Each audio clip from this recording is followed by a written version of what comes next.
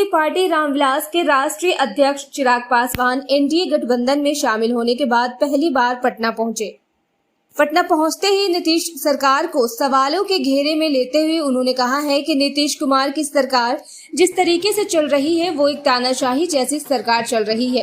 दरअसल आपको बता दें कि आगे चिराग पासवान ने बिहार में कैबिनेट विस्तार पर भी बहुत कुछ कहा और साथ ही उन्होंने ये भी कहा है कि नीतीश कुमार की सरकार में कैबिनेट विस्तार होने के बाद गिर जाएगी। इस दौरान और क्या कुछ कह रहे हैं चिराग पासवान, देखिए इस वीडियो में। अरे नाक पे रख दो यार, मोबाइल पीछे खराब कर दोगे, माइकवा थोड़ा नीचे रख दो। लोगों तो नीचे कीजिए। औपचारिक घोषणा की लंबे समय से, इससे पहले मैं जितनी बार भी आप लोगों के सामने आया, उस वक्त आप लोगों के यही सवाल थे कि भैया किस गठबंधन का आप हिस्सा हैं या किस गठबंधन में आप जाइएगा। हर बार मैंने इस बात का जवाब दिया कि चुनाव के वक्त ही ये फैसला लिया जाएगा। और जिस तरीके से भारतीय जनता पार्टी के शीर्ष नेताओं के द्वारा लोक जनशक्ति पार्टी रामविलास से निरंतरता में संपर्क साधा गया, मुझसे केंद्रीय गृह राज्य मंत्री आदरणीय नित्यानंद राय जी की कई मुलाकातें हुई। उन मुलाकातों में कई हम लोग की चिंताएं थी जिनको सम्मान दिया गया और उसके बाद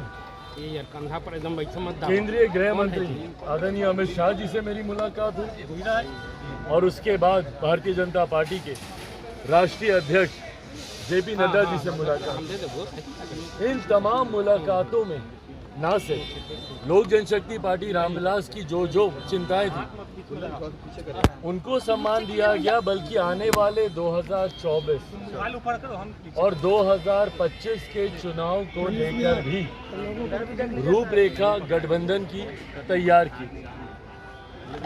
आज जब इस औपचारिक घोषणा को कर दिया गया है कि लोक जनशक्ति पार्टी रामविलास एनडीए का हिस्सा है, इसके पूर्व में भी आप ये जानते हैं कि जब हम लोग एनडीए से अलग भी हुए तब भी कभी हम लोग किसी दूसरे गठबंधन में हम लोग नहीं गए। लोक जनशक्ति पार्टी रामविलास ने 2020 का चुनाव अकेले लड़ना पसंद किया, पर दूसरे गठबंधन में अपने स्वार्थ के लिए अपने सिद्धांतों से हम लोगों ने कभी कोई समझौता नहीं किया। और आज जब पुनः हम लोग एनडीए गठबंधन का हिस्सा बने हैं तो ये पूर्ण विश्वास के साथ मैं कहता हूँ कि जो परिणाम हम लोग के 2019 लोकसभा चुनाव के दौरान हम लोग को देखने को मिले थे, जहां 40 में से 39 सीटें एनडीए ने जीती थी, ये कहने में मुझे कहीं कोई शंका नहीं है कि इस बार 40 की 40 सीटें एनडीए गठबंधन जीतेगा।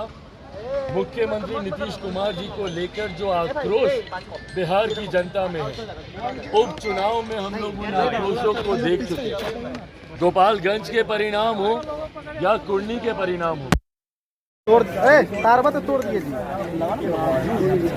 हम लोगों ने भारतीय जनता पार्टी का हम लोगों ने समर्थन कैसे फंसा है और उन परिणामों में हमने देखा इवन के परिणाम जिस तरीके से आए, ये दर्शाते हैं कि मुख्यमंत्री नीतीश कुमार जी जिस गठबंधन में रहेंगे उस गठबंधन को नुकसान ही होगा, नेगेटिव वोटिंग उस गठबंधन में होगी। देश में जहां एक तरफ मौजूदा प्रधानमंत्री आदरणीय नरेंद्र मोदी जी के दिमाग और ये बातें तब भी हम कहते हैं जब हम एनडीए का हिस्सा रही।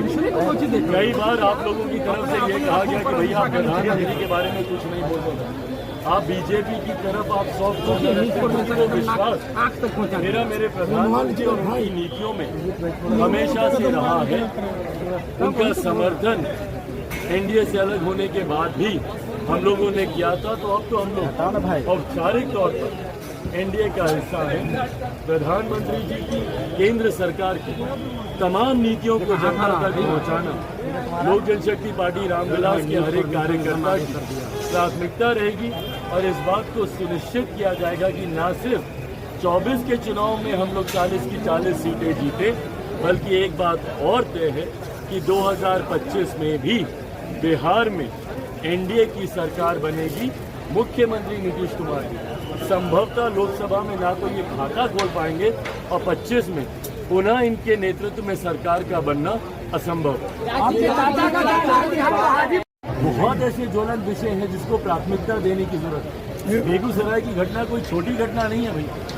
किस तरीके से बिहार को शर्मसार करती है वो घटना, दिखाती है कि अभी भी समाज में ऐसे असामाजिक तत्व हैं जो 21वीं सदी में भी ऐसी मानसिकता रखते हैं। भाई मैं सही गलत में किसने क्या किया नहीं किया ये जांच के विषय में है भाई, पुलिस कार्रवाई करेगी। पर इस तरीके से कानून को अपने हाथ में लेना और समाज को शर्मसार करना कहीं से उचित नहीं है। तो भैया कहाँ है मुख्यमंत्री हमारे? क्यों नहीं वो बोलते इन तमाम विषयों में? क्यों नहीं वो संदेश देते तमाम ऐसी असामाजिक तत्वों को? मुख्यमंत्री भागे भागे दौड़े दौड़े जाते हैं, बेंगलुरु जाएंगे, अलग अलग राज्यों के मुख्यमंत्री विपक्षी दलों के नेताओं से मुलाकात करेंगे, पर अपने प्रदेश में होती घटनाओं पर एक शब्द नहीं बोलते हैं। ये चिंता लोक जनशक्ति पार्टी रामविलास की है। छोटे विषयों में